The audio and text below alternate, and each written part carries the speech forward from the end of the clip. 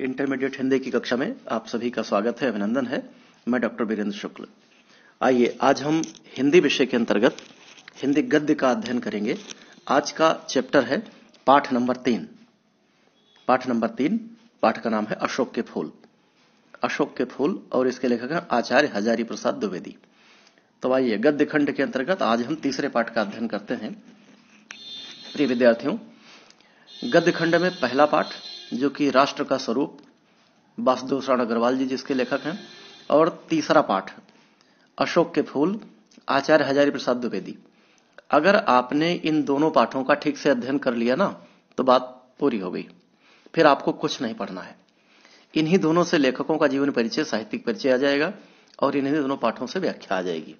इसलिए मेरा आपसे निवेदन है कि आप लोग दोनों पाठों को बड़ी गहराई से, पूरी तन्मयता से, पूरी लगनशीलता से इसका अध्ययन कर लें और दोनों लेखकों का जीवन परिचय और साहित्यिक परिचय तैयार कर लें। बस आपका गद्य क्लियर हो गया, कंप्लीट हो गया। तो आइए हम आगे बढ़ते हैं। लेखक का साहित्यिक परिचय और कृतियां। अब देखिए, आपकी परीक्षा में आएगा लेखक का साहित्यिक परिचय। तो साहित्यिक परिचय का मतलब साहित्य में उसका क्या योगदान रहा, साहित्य रचना में उसका क्या योगदान रहा। लेकिन बगैर जीवन परिचय के साहित्यिक परिचय पूरा नहीं होता। कभी आप सोचें कि हम जीवन परिचय नहीं लिखेंगे और सिर्फ साहित्यिक परिचय लिखेंगे, ऐसा नहीं होगा। साहित्यिक परिचय में जीवन परिचय छिपा हुआ है। तो हमें सबसे पहले आचार्य हजारी प्रसाद द्विवेदी का जीवन परिचय लिखना होगा। हां, चूंकि 80 शब्द में आपको उत्तर देना है। 80 शब्द का मतलब समझ गए, एक पेज में खत्म हो जाना चाहिए, एक पेज में खत्म हो जाना चाहिए। इसलिए आप जीवन परिचय संक्षिप्त करोगे, साहित्यिक परिचय भी संक्षिप्त करोगे, छोटे छोटे में लिखोगे, और इनकी जो रचनाएं हैं उसे आप ठीक से लिखोगे। तो देखें, इनका जीवन परिचय लिख दीजिए। पहले जीवन परिचय में मुख्य बातें क्या होती हैं कि लेखक का जन्म या कवि का जन्म कहां हुआ, गांव का और जिले का नाम क्या था, उनके प्रदेश का नाम क्या था, उनके माता पिता का नाम क्या था, उन्होंने पढ़ाई लिखाई कैसे की, आगे चलकर के जीवन यापन के लिए उन्होंने कौन सा व्यवसाय अपनाया, और उसके बाद उनकी मृत्यु कब हुई। फिर साहित्यिक परिचय में आ जाइए कि वो क्या थे। साहित्यिक परिचय के बाद फिर आप रचनाओं में आ जाओ। अब देखिए, आपके सम्मुख लिखा है रचनाएं। रचनाएं बहुत इंपॉर्टेंट हैं क्योंकि हम किसी कवि और साहित्यकार को उसकी रचनाओं के माध्यम से ही जानते हैं। अब देखें, नंबर 1 निबंध संग्रह। ये बहुत बड़े निबंधकार थे, तो इनके कुछ प्रमुख निबंध संग्रहों के नाम आपको लिखना पड़ेगा। फिर आलोचना साहित्य, बहुत बड़े आलोचक थे, इनकी कुछ प्रमुख आलोचना पुस्तकों का नाम आपको लिखना पड़ेगा। फिर इतिहासकार, ये बहुत बड़े हिंदी साहित्य के इतिहास लेखक थे। फिर उपन्यासकार, इन्होंने 4 बहुत बड़े उपन्यास लिखे हैं। फिर संपादन, इन्होंने कुछ प्रमुख पत्रिकाओं और कुछ बड़ी पुस्तकों का संपादन किया। और फिर अनूदित रचनाएं, मतलब इन्होंने अनुवाद किया। अनूदित का मतलब अनुवाद किया। तो ये चीजें आपको देना पड़ेगा। अगर आप लिख पाओ तो साहित्य में स्थान भी लिख दो, तो बहुत अच्छे अंक आपको प्राप्त हो सकते हैं। देखो, हमारा वो मुख्य उद्देश्य है कि पढ़ाई लिखाई करके अच्छे अंक लेना। अगर आपने बहुत अच्छी पढ़ाई की, बहुत मेहनत की, लेकिन अगर आपके अंक अच्छे नहीं आए तो फिर कोई पैमाना तो है नहीं कि आप बहुत अच्छे विद्यार्थी हैं। तो उसका एक ही पैमाना है कि आपके अंक अच्छे आए। इसलिए थोड़ी सी लगनशीलता दिखाइए, थोड़ी सी मेहनत कर लीजिए, बस। आइए आगे बढ़ते हैं। तो हम पहला गद्यांश पढ़ते हैं। एक गद्यांश आएगा, उस पर आधारित 5 प्रश्न आपसे पूछे जाएंगे। उन 5 प्रश्नों का सटीक उत्तर आपको लिखना होगा। प्रत्येक प्रश्न 2 नंबर का होगा, तो 10 नंबर गद्यांश से आपको मिलते चले जाएंगे।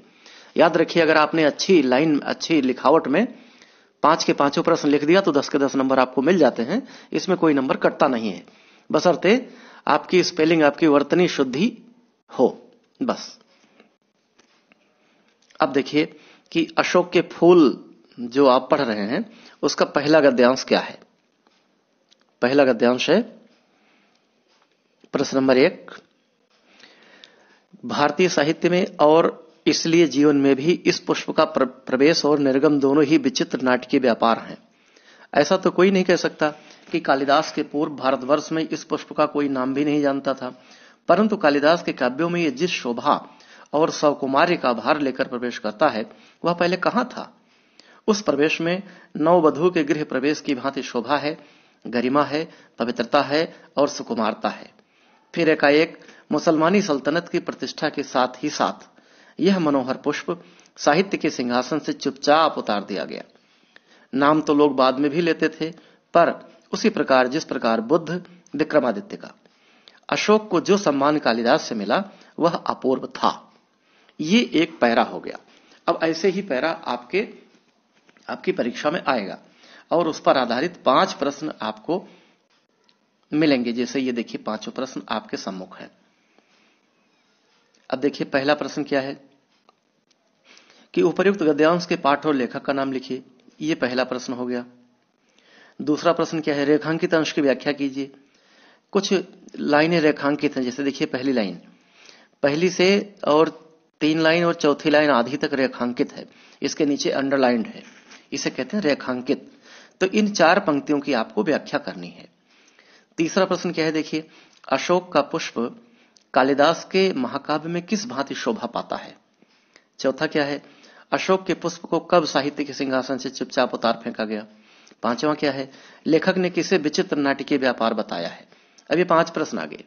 अब इन 5 प्रश्नों का उत्तर इसी गद्यांश में छिपा हुआ है, बस आपको ढूंढ निकालना है और काट छाट कर उत्तर प्रस्तुत कर देना है। प्रश्न नंबर 1 देखिए, उपयुक्त गद्यांश के पाठ और लेखक का नाम लिखिए। अब आप पूरा संदर्भ लिख दो। एक तो नंबर 1 लिखो, उत्तर नंबर 1 कि प्रस्तुत गद्यांश हमारी पाठ्य पुस्तक हिंदी के गद्य खंड के अंतर्गत अशोक के फूल नामक पाठ से लिया गया है। इसके लेखक आचार्य हजारी प्रसाद द्विवेदी जी हैं। ये लिख दो। देखो अशोक का फूल, अशोक एक वृक्ष है। अशोक एक वृक्ष है जिसे पौराणिक वृक्ष माना जाता है। पुराणों में भी इस बात का उल्लेख है, अशोक के फूल का उल्लेख है। और इसका फूल बड़ा मनोहर होता है, बहुत अच्छा होता है, बहुत सुगंधित होता है। तो इस पुष्प का वर्णन प्राचीन काव्यों में तो किया गया, किंतु धीरे धीरे आधुनिक काव्यों में नहीं किया गया। इस बात पर आचार्य हजारी प्रसाद द्विवेदी ने विचार किया है और उन्होंने इस पूरे पाठ में यह दर्शाया है कि अशोक के फूल को किन किन कवियों ने बड़ा महत्व दिया है। उन्होंने अपने साहित्य में, चाहे गद्य हो या पद्य हो, उसमें उसका उल्लेख किया है। बाद के कवियों ने उल्लेख नहीं किया। तो एक साधारण से फूल को बड़े सुंदर भावों के साथ, बड़े सुंदर शब्दों के साथ लेखक ने व्यक्त किया है। पाठ बहुत गजब का है। आप इस पाठ को पूरा पढ़ जाइए और एक बार समझ में ना आए तो आप पाठ को 2 बार पढ़ लीजिए, क्योंकि तभी आप समझ पाएंगे कि ये किस पाठ से गद्यांश लिया गया है। और जो पाठ की अवधारणा है, जो पाठ का कॉन्सेप्ट है, वो आपकी समझ में आ जाएगा। फिर आप कोई भी प्रश्न पूछा जाए उसका उत्तर आप बड़े अच्छे से दे सकोगे। और इस प्रश्न का उत्तर आप दूसरे तरीके से दे सकते हो। जैसे पूछा गया है गद्यांश के पाठ और लेखक का नाम, तो आप नंबर 1 डालो कि गद्यांश का नाम, गद्यांश के पाठ का नाम आप डालोगे तो पाठ का नाम काले से लिख दोगे कि अशोक के फूल, और फिर नीचे लिखोगे लेखक का नाम आचार्य हजारी प्रसाद द्विवेदी। मतलब डेकोरेशन करके, सजा कर लिखना है, बहुत अच्छे तरीके से प्रस्तुत करना है, जिससे आपको अंक अच्छे से अच्छे मिल सके, उसमें से कोई नंबर कटे ना। अब दूसरा प्रश्न देखिए, रेखांकित अंश की व्याख्या कीजिए। अब जितना रेखांकित है इसकी व्याख्या आपको कर देनी है। अगर कुछ समझ में ना आए तो आप पूरी बात उतार दो और उसके बाद अर्थात इसलिए करके उसका हिंदी अर्थ थोड़ा सा बढ़ा चढ़ा के लिखते जाओ, बात पूरी हो गई। तीसरा प्रश्न देखिए, अशोक का पुष्प कालिदास के महाकाव्य में किस भांति शोभा पाता है। अब देखिए अशोक का पुष्प कालिदास के महाकाव्य में किस भांति शोभा पाता है। देखिए कहां मिलेगा ये। दूसरी लाइन देखिए कि कालिदास के पूर्व भारतवर्ष में इस पुष्प का कोई नाम ही नहीं जानता था, परंतु कालिदास के काव्यों में यह जिस शोभा और सकुमार्य का भार लेकर प्रवेश करता है वह पहले कहां था। उस प्रवेश में नववधू के गृह प्रवेश की भांति शोभा है, गरिमा है, पवित्रता है, सुकुमारता है। तो आप इस प्रश्न का उत्तर लिखोगे कि अशोक का पुष्प कालिदास के महाकाव्य में किसी नववधू के गृह प्रवेश की भांति शोभा पाता है, जिसमें एक विशेष गरिमा है, पवित्रता है, सुकुमारता है। आपका उत्तर पूरा हो गया। चौथा देखिए, अशोक के पुष्प को कब साहित्य के सिंहासन से चुपचाप उतार फेंक दिया गया। अब तलाशी इसमें कहां है। देखिए फिर एकाएक मुसलमानी सल्तनत की प्रतिष्ठा के साथ ही साथ यह मनोहर पुष्प साहित्य के सिंहासन से चुपचाप उतार दिया गया। तो आप काट छांट कर लिखोगे, ऐसा नहीं कि वही पूरी लाइन उतार दो। प्रश्न क्या है कि अशोक के पुष्प को कब साहित्य के सिंहासन से उतार फेंका गया? तो आप उत्तर लिखोगे कि अशोक के पुष्प को मुसलमानी सल्तनत की प्रतिष्ठा के साथ ही साथ साहित्य के सिंहासन से चुपचाप उतार दिया गया। और पांचवां देखिए, लेखक ने किसे विचित्र नाटकीय व्यापार बताया है? तो इसमें से तलाशो कि यह बात कहां आई है, विचित्र नाटकीय व्यापार।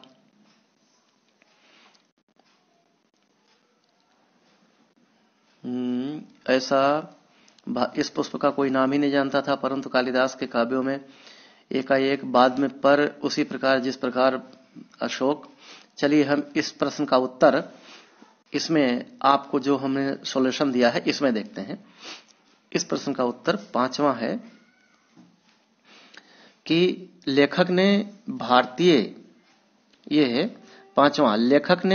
साहित्य और भारतीय जीवन में अशोक के पुष्प के प्रवेश और निर्गम को विचित्र नाटकीय व्यापार बताया है। मान लो कि कोई प्रश्न आपको सीधे सीधे नहीं मिलता, तो वो पूरे गद्यांश में घुला मिला होता है, तो हमें अपनी बुद्धिमत्ता से उसको बाहर निकालना है। अगर आपने पाठ को पढ़ रखा है तो प्रश्न आपकी समझ में आ जाएगा। अब दूसरा गद्यांश देखिए, प्रश्न नंबर 2 बहुत अच्छा है ये। देखिए गद्यांश नंबर 2,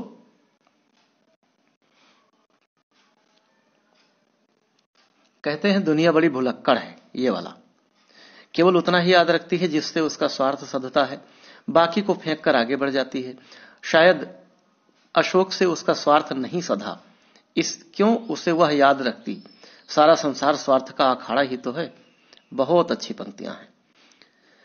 कहते हैं दुनिया बड़ी भुलक्कड़ है, केवल उतना ही याद रखती है जितने से उसका स्वार्थ सधता है, बाकी को फेंक कर आगे बढ़ जाती है। शायद अशोक से उसका स्वार्थ नहीं सधा, क्यों उसे वह याद रखती, सारा संसार स्वार्थ का अखाड़ा ही तो है। अब 5 प्रश्न आगे। उपयुक्त गद्यांश के पाठ और लेखक का नाम लिखिए। रेखांकित अंश की व्याख्या कीजिए। अशोक को विस्मृत करने का आधार किसे माना गया है? लेखक ने दुनिया का किस तरह का व्यवहार बताया है? और स्वार्थ का अखाड़ा किसे कहा गया है? अब उत्तर कि प्रस्तुत गद्यांश हमारी पाठ्यपुस्तक हिंदी के गद्य खंड के अशोक के फूल नामक पाठ से लिया गया है। इसके लेखक आचार्य हजारी प्रसाद द्विवेदी हैं। 2 रेखांकित अंश की व्याख्या कीजिए। देखिए रेखांकित क्या है। कहते हैं दुनिया बड़ी भुलक्कड़ है, केवल उतना ही याद रखती है जितने से उसका स्वार्थ सधता है, बाकी को फेंक कर आगे बढ़ जाती है। बस इतने की आपको व्याख्या लिखनी है। अब व्याख्या बहुत आसान है।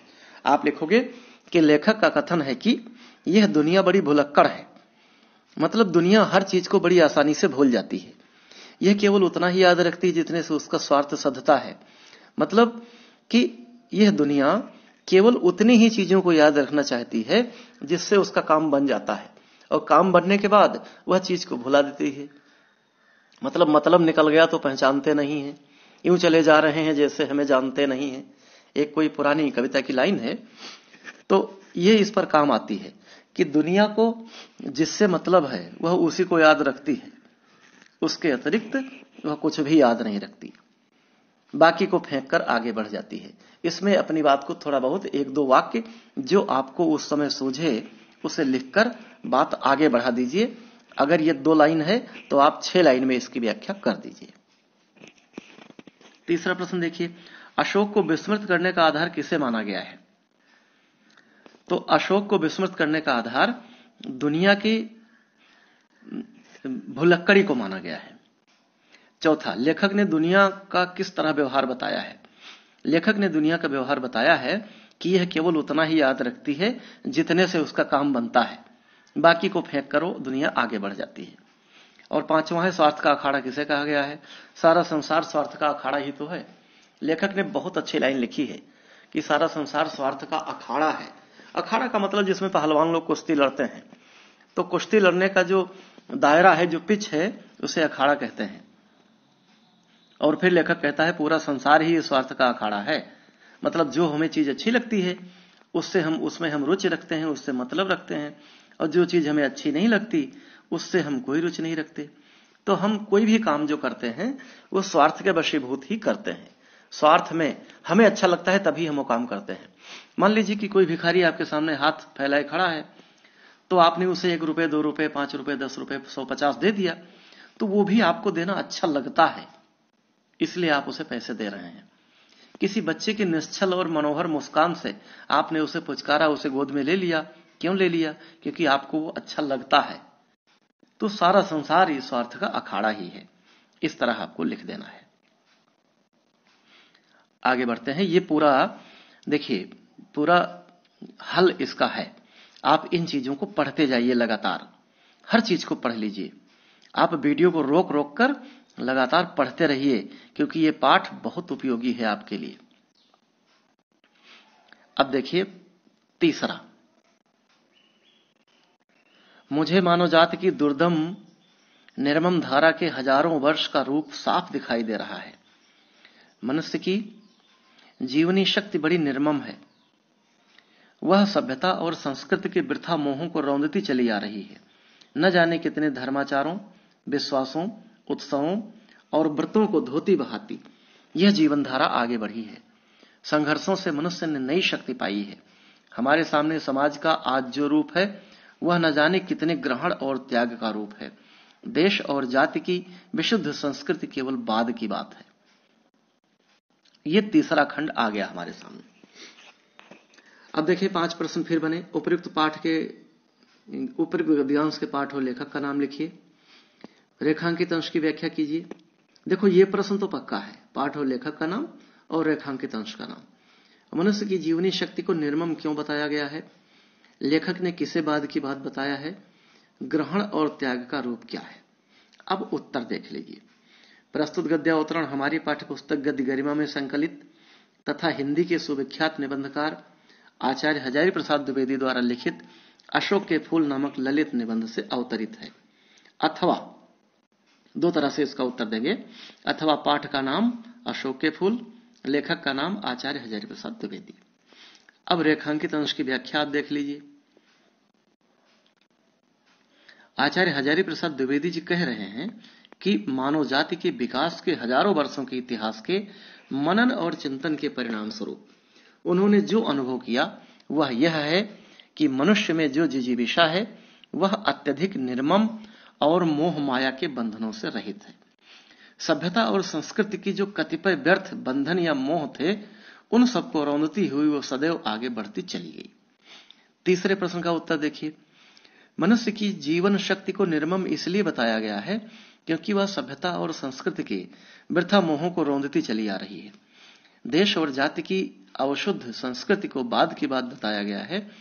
वर्तमान समाज का रूप न जाने कितने ग्रहण और त्याग का रूप है।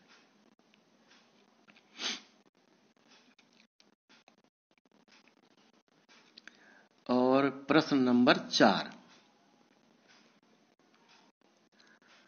प्रश्न नंबर 4 है, लेखक ने किसे बाद की बात बताया है?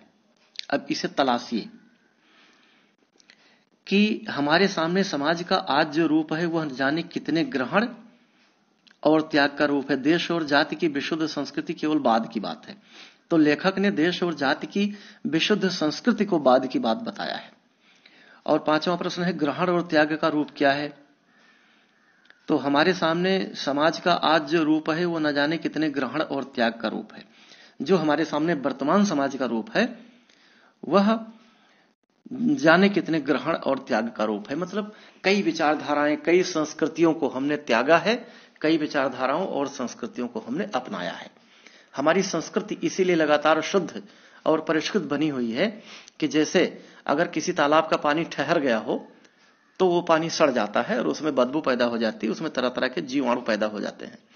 और ठहरा पानी सड़ जाता है, बहता पानी निर्मल रहता है। तो हमारी संस्कृति ऐसी है जो लगातार कई महापुरुषों के विचारों को ग्रहण करती रहती है और अपनी व्यर्थ की और थोथी बातों को निकालती रहती है। इसलिए हमारी संस्कृति आज तक जीवित है। इसीलिए लेखक कहता है कि हमारे समाज का जो इस समय का जो वर्तमान रूप है वो न जाने कितने ग्रहण का रूप है और जाने कितने त्याग का रूप है। आगे बढ़ते हैं। अगला है हम पहुंच गए पाठ गद्यांश नंबर 4। देखिए, अशोक का फूल तो उसी मस्ती में हंस रहा है, पुराने चित्त से इसको देखने वाला उदास होता है। वह अपने को पंडित समझता है। पंडिताई भी एक बोझ है, जितनी ही भारी होती है उतनी ही तेजी से डुबाती है। देखो, आचार्य हजारी प्रसाद द्विवेदी बहुत बड़े साहित्यकार थे। भारतीय संस्कृति और सभ्यता का उन्होंने बहुत गहराई से अध्ययन किया था। कई भाषाओं के ज्ञाता थे। उन्होंने देश काल संस्कृति और संपूर्ण साहित्य को उन्होंने बड़ी गहराई से पढ़ा था। इसलिए उनके काव्य में बहुत बड़ी बड़ी चीजें मिल जाती हैं। देखिए, कितनी आसानी से उन्होंने एक लाइन में कह दिया कि पंडिताई भी एक बोझ है, जितनी ही भारी होती है उतनी ही तेजी से डुबोती है। अब इस पर भी 5 प्रश्न है। उपयुक्त गद्यांश के पाठ और लेखक का नाम, रेखांकित अंश की व्याख्या, अशोक को देखकर मन उदास क्यों होता है, अशोक को देखकर कौन उदास होता है, और उपयुक्त गद्यांश के माध्यम से लेखक विद्वता के बारे में जन सामान्य को क्या संदेश देता है, और प्रस्तुत गद्यांश का आशय स्पष्ट कीजिए। अब आइए हम इसका हल देखते हैं क्या है। देखो, पहला प्रश्न है कि प्रस्तुत गद्यावतरण हमारी पाठ्यपुस्तक गद्य गरिमा में संकलित तथा हिंदी के सुविख्यात निबंधकार आचार्य हजारी प्रसाद द्विवेदी द्वारा लिखित अशोक के फूल नामक ललित निबंध से अवतरित है, या पाठ का नाम अशोक के फूल, लेखक का नाम आचार्य हजारी प्रसाद द्विवेदी। आप दोनों तरह से इसका उत्तर दे सकते हैं। अब देखो, रेखांकित अंश की व्याख्या देखिए।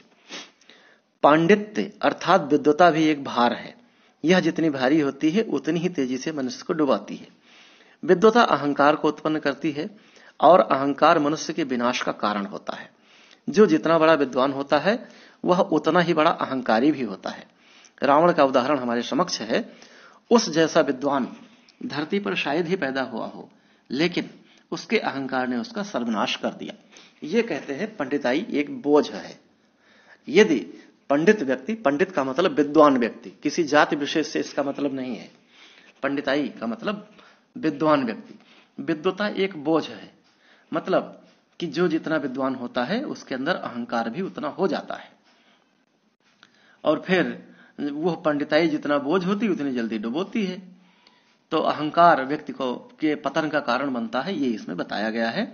और उदाहरण दिया गया है रावण का, कि रावण बहुत विद्वान था, बहुत बड़ा विद्वान था, लेकिन उसका अहंकार जिसने उसका सर्वनाश करा दिया। अब तीसरा प्रश्न देखिए, अशोक को पुराने चित्त से देखने वाला उदास होता है।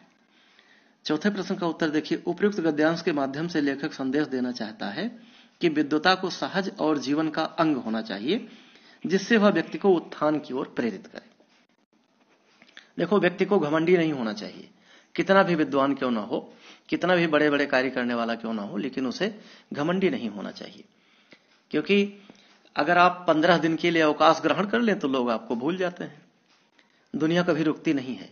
बड़े बड़े राजा महाराजा हुए, बड़े बड़े विद्वान हुए, लेकिन वो धरती को अपने साथ नहीं ले गए, चले गए, और उनके बदले उनकी जगह किसी और किसी ने ले ही ली।